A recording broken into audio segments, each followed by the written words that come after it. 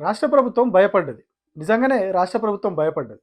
రాష్ట్రంలో ఉన్నటువంటి కాంగ్రెస్ సర్కారు ఏకఛత్రాధిపత్యంగా మమ్మల్ని కొట్టేవాడు లేడని ఎట్లయితే ముందుకెళ్తా ఉన్నదో, ఇప్పుడు ఈ మున్సిపల్ ఎలక్షన్ దెబ్బతోని కాంగ్రెస్ సర్కారు కొంత వణికిపోయింది.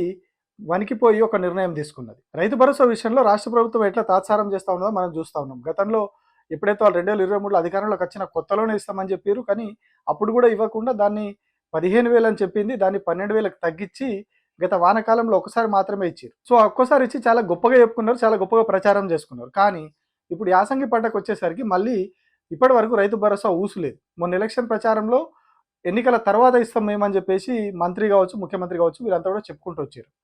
కాకపోతే ఇప్పుడు ఒక కొత్త నిబంధన పెట్టబోతా ఉన్నారని చెప్పేసి ప్రభుత్వం నుంచి లీక్ వచ్చింది. ప్రభుత్వానికి సంబంధించినటువంటి అధికారిక పార్టీకి సంబంధించిన అధికారంలో ఉన్నటువంటి ఒక మంత్రికి సంబంధించిన పేపర్లోనే ఒక వార్త వచ్చింది. అదే శాటిలైట్ సర్వే పేరుతో ఒక సర్వే నిర్వహించి సాగు చేసిన భూములకే రైతు భరోసా ఇస్తాం, మిగతా వాటికి ఇవ్వము అని వాళ్ళు ఒక నిర్ణయం తీసుకున్నారు అని చెప్పి ఒక వార్త వచ్చింది. అంటే ఎవరైతే పంటలు సాగు చేస్తారో వాళ్ళకే రైతు భరోసా ఇస్తారు. ఒక 10 ఎకరాలు ఉన్నటువంటి రైతు నీళ్లు లేకనో ఇంకొక కారణం చేతనో కేవలం 5 ఎకరాల్లోనే పంట సాగు చేస్తే 5 ఎకరాలకు మాత్రమే రైతు భరోసా వస్తుంది, మిగతా 5 ఎకరాలకు రైతు భరోసా రాదు. ఇది ప్రభుత్వం నిర్ణయం తీసుకున్నది. దాదాపు అంతా ఖరారు అయిపోయింది. శాటిలైట్ సర్వే డేటా కూడా వచ్చింది. దాదాపు 80% ఎబో అక్యూరసీ తోటి వాళ్ళు సర్వే కంప్లీట్ చేసిర్రు. దాని ఆధారంగానే రైతు భరోసా ఇవ్వబోతున్నారని చెప్పి వెలుగు దినపత్రికలోనే ఒక కథనం వచ్చింది కొద్ది రోజుల క్రితమే. దాని మీద కూడా మనం ఒక వీడియో చేసినాం. అది మీకు పైన కార్డ్స్లో కానీ లింక్లో కానీ ఇస్తే చూడండి. సో ఈ వార్త ప్రజల్లోకి వెళ్ళిపోయింది, రైతుల దగ్గరికి వెళ్ళిపోయింది. వెళ్ళిపోయి ప్రభుత్వం తీసుకుంటున్నటువంటి ఈ నిర్ణయం మీద రైతుల నుంచి ఆగ్రహం వ్యక్తమైంది. ఈ ఆల్రెడీ ఒకసారి రాళ్ళు రప్పలు చెట్లు పుట్టలు అని చెప్పేసి గత ప్రభుత్వం మీద విమర్శలు చేసి అప్పుడు ఒకసారి కోత పెట్టారు ప్రారంభంలోనే. మళ్ళీ సాగు చేసిన భూములకే అని చెప్పి కోతలు పెట్టడం ఇది కరెక్ట్ కాదు అని రైతుల నుంచి ఆగ్రహం వ్యక్తమైంది. ఎందుకంటే చాలామంది యాసంగి పంటలకు వచ్చేసరికి నీళ్లు లేక పంటలు సాగు చేయరు, వర్షాధారంగా ఆ పంటలు వేసే వాళ్ళు ఉంటారు. సో బావులలో కూడా భూగర్భ జలాలు పడిపోతూ ఉన్నాయి కాబట్టి పంటల సాగు అనేది తగ్గుతుంది. సో అట్లాంటప్పుడు మీరు ఎట్లా శాటిలైట్ సర్వే ద్వారా సాగు చేసిన వాటికే ఇస్తామంటే ఇది కరెక్ట్ కాదు అని చెప్పి రైతుల నుంచి కూడా ఆగ్రహం వ్యక్తమైంది. సో ఇది ఒక ఆస్పెక్ట్. ఇంకొకటి ఏం జరిగింది అంటే రాష్ట్ర ప్రభుత్వం ఏమనుకున్నది, ఈ మున్సిపల్ ఎలక్షన్లో కంప్లీట్గా మాకు అవుట్రేట్గా మెజారిటీ వచ్చేస్తుంది, కంప్లీట్గా అసలు బీఆర్ఎస్ పార్టీ జీరోకి పరిమితం అయిపోతుంది, అవుట్రేట్గా 100% అన్ని మేమే గెలుస్తామని చెప్పేసి కాంగ్రెస్ పార్టీ అనుకున్నది. కానీ కాంగ్రెస్ పార్టీ అనుకున్నట్టుగా జరగలేదు. మెజారిటీ స్థానాలు వాళ్ళకి వచ్చినప్పటికీ వాళ్ళు అనుకున్న స్థాయిలో రాలేదు. ఎందుకంటే స్వయంగా ముఖ్యమంత్రి రేవంత్ రెడ్డి ప్రతి మున్సిపాలిటీకి ప్రతి ఉమ్మడి జిల్లాకు పోయి సభ పెట్టాడు. ఎక్సెప్ట్ ఒక ఉమ్మడి మెదక్ జిల్లా అనుకుంటా వదిలేసాడు. మిగతా అన్ని జిల్లాల్లో వెళ్ళి బహిరంగ సభలు పెట్టి ఆయన ఎలక్షన్ ప్రచారం చేసిండు. కాంగ్రెస్ పార్టీకి ఓటేయాలని చెప్పిండు. కేసీఆర్ను తిట్టడం, స్కామ్లను తిట్టడం, ఫోన్ ట్యాపింగ్ గురించి తిట్టడం, ఇట్లాంటి చాలా వ్యవహారాలు నడిచినాయి. సో అంత ప్రచారం చేసి స్వయంగా ముఖ్యమంత్రి చాలా ప్రతిష్టాత్మకంగా తీసుకొని జిల్లా తిరిగి ఒక ప్రత్యేకంగా దానికోసం కొన్ని టీంలను వేసి ప్రతి జిల్లాకు ప్రతి మున్సిపాలిటీకి కీలక నాయకులను, ఎమ్మెల్యేలను, ఎమ్మెల్సీలను ఇన్ఛార్జీలుగా పెట్టి రాష్ట్ర స్థాయి నాయకులందరినీ కూడా మున్సిపాలిటీలకు, కార్పొరేషన్లకు పంపించి కంప్లీట్గా గ్రౌండ్ లెవెల్లో ఎలక్షన్కి కంప్లీట్గా ఒక పక్క ప్రణాళికతోటి కాంగ్రెస్ పార్టీ పోయింది. సో అంత గ్రౌండ్ లెవెల్లో వీళ్ళు మేనేజ్మెంట్ చేసినా కూడా, పోల్ మేనేజ్మెంట్ చేసినా కూడా వాళ్ళు అనుకున్న స్థాయిలో 100% స్ట్రైక్ రేట్ రాలేదు. మనం పొంగులేటి శ్రీనివాస్ రెడ్డి ఒక ఆడియో లీక్ అయింది కూడా చూసినాం. మనం కాంగ్రెస్ పార్టీ ఎట్లా ప్రభావితం చేస్తూ ఉన్నది. ఏకంగా ఉద్యోగ సంఘాల నాయకులతోటి మంత్రి పొంగులేటి శ్రీనివాస్ రెడ్డి ఫోన్లో మాట్లాడి మీరు ఓట్లు వేయాలి, ఓట్లన్నీ కూడా మనకే పడేలాగా చూడాలి అని కూడా ఆయన చెప్తాడు. మనకే పడేలాగా చూడాలి అంటే ఈ ఉద్యోగులు ఎవరైతే ఉన్నారో ప్రభుత్వ ఉద్యోగులు ఎలక్షన్ డ్యూటీకి వెళ్తారు.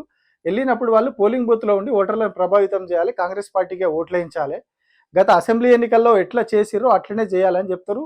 ఆ మాట్లాడిన వాళ్ళు కూడా చెప్తారు, మేము అసెంబ్లీ ఎన్నికల్లో, పార్లమెంట్ ఎన్నికల్లో ఎట్లా ఓట్లేసి కాంగ్రెస్ని గెలిపించినామో ఇప్పుడు కూడా చేస్తామని చెప్పి ఉద్యోగులు కూడా చెప్తారు. సో ఇన్ని ప్రయత్నాలు, బెదిరింపులు, దాడులు ఇట్లా రకరకాలుగా జరిగినాయి. ఇన్ని జరిగినా కూడా 100% స్ట్రైక్ రేట్ను సాధించలేకపోయింది కాంగ్రెస్ పార్టీ. ఈ రిపోర్ట్లన్నీ కూడా ప్రభుత్వానికి వచ్చేసినాయి. రిజల్ట్ రాకముందే కొంత పరిస్థితి తేడాగా ఉన్నది, మనం అనుకున్న స్థాయిలో రావట్లేదు అనే రిపోర్టు ముఖ్యమంత్రికి వచ్చింది. ప్రచారం ముగిసిన రోజే వచ్చింది ముఖ్యమంత్రికి. ప్రచారం ముగిసిన రోజే ముఖ్యమంత్రి ఒక ప్రెస్ మీట్ పెడతా, ప్రెస్ మీట్లో చెప్తాడు 3 పార్టీల మధ్యలో పోటీ ఉన్నది, త్రిముఖ పోటీ ఉంది అని చెప్తాడు. ఈ ఎన్నికల బరిలో ప్రధానంగా త్రిముఖ పోటీ జరుగుతుంది.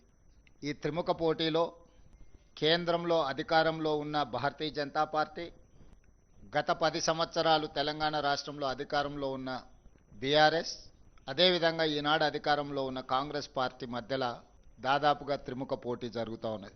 అక్కడక్కడ మిగతా పార్టీలు ఉన్న ప్రధానంగా ఈ 3 రాజకీయ పార్టీల మధ్యలోనే ఈ ఎన్నికల వాతావరణం మోహరించి ఉన్నది. సో 100% కాంగ్రెస్ పార్టీకి ఎదురు దెబ్బ తగులుతుందని వాళ్ళకి అప్పుడే తెలిసింది.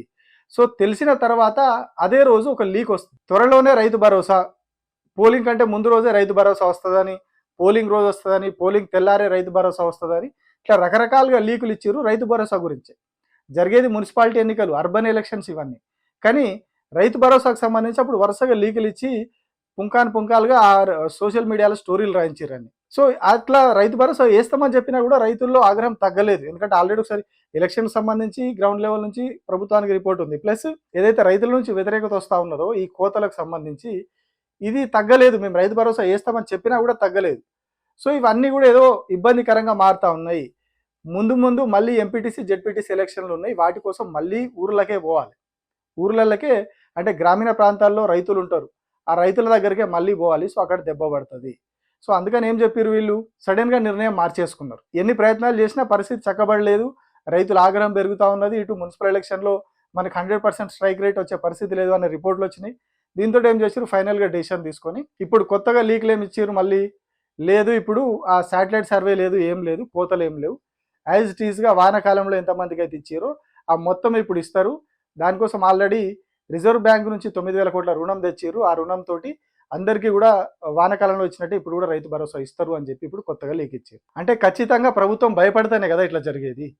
వాళ్ళు ముందు నుంచి కూడా కోతల గురించే మాట్లాడుతూ ఉన్నారు. రైతు భరోసా వీళ్ళు ఏదైతే ఎకరానికి ఏడాదికి 15,000 ఇస్తామని మేనిఫెస్టోలో పెట్టిరో దాని గురించి ఎప్పుడు కూడా మాట్లాడలే వీళ్ళు అధికారంలోకి వచ్చిన తర్వాత.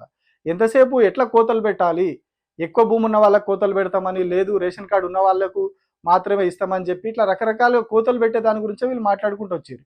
సో ఇప్పుడు ఈ శాటిలైట్ సర్వే పేరుతోటి సాగు చేసిన వాళ్ళకి ఇస్తామని ఇంకొక కోత పెట్టే ప్రయత్నం చేశారు. కానీ ప్రజల నుంచి రైతుల నుంచి ఆగ్రహం పెద్ద ఎత్తున వచ్చింది. దీనికి తోడు మొన్న పంచాయతీ ఎలక్షన్లలో కూడా కాంగ్రెస్ పార్టీ అంటే అధికార పార్టీ సాధించాల్సినంతగా వీళ్ళు ఫలితాలు సాధించలేకపోయారు. సో ఇవన్నీ కూడా అయ్యేసరికి ప్రభుత్వానికి ఇంకా వేరే ఆప్షన్ లేకుండా పోయింది. సో ఇప్పుడు ఈ కోతల విషయంలో వెనక్కి తగ్గింది. మొన్ననేమో శాటిలైట్ సర్వే ఆధారంగానే ఇస్తామని ప్రభుత్వ పత్రికనే రాసింది వార్త. సో ఇప్పుడు అది ఎదురు దెబ్బ తగిలింది. ఇట్లా చేస్తే మనకు అయిపోతుంది పని. ఇప్పుడు ఎంపీటీసీ జెడ్పీటీసీ ఎలక్షన్లకు పోయినామంటే దెబ్బ పడుతుంది. సో అట్లా కాదు, ఇప్పుడు శాటిలైట్ సర్వే లేదు, కోతలు లేవు, సాగు చేసిన భూమికే ఇస్తామని అది లేదు. ఇప్పుడు గతంలో ఇచ్చినట్టుగానే ఇప్పుడు ఇస్తామనే నిర్ణయానికి ప్రభుత్వం వచ్చింది. ఇదంతా కూడా కేవలం భయపడటం వల్ల జరిగింది.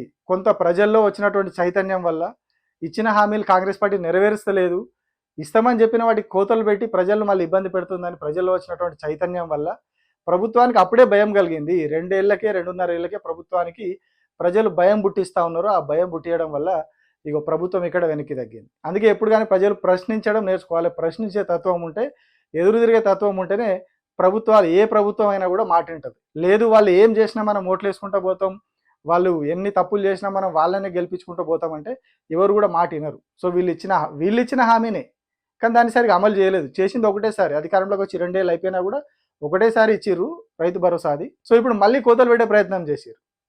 సో ఈ తప్పిదాలన్నీ కూడా రైతులకు అర్థమైనాయి, ప్రజలకు అర్థమైనాయి. సో ప్రజల నుంచి వ్యతిరేకత వచ్చింది, దాని రియాక్షన్ ప్రభుత్వం దగ్గర కనబడ్డది. దీని విషయంలో ప్రభుత్వం వెనక్కి తగ్గింది. సో ఇది ఖచ్చితంగా రైతుల విజయము, ప్రజల విజయం ఇది. Thank you.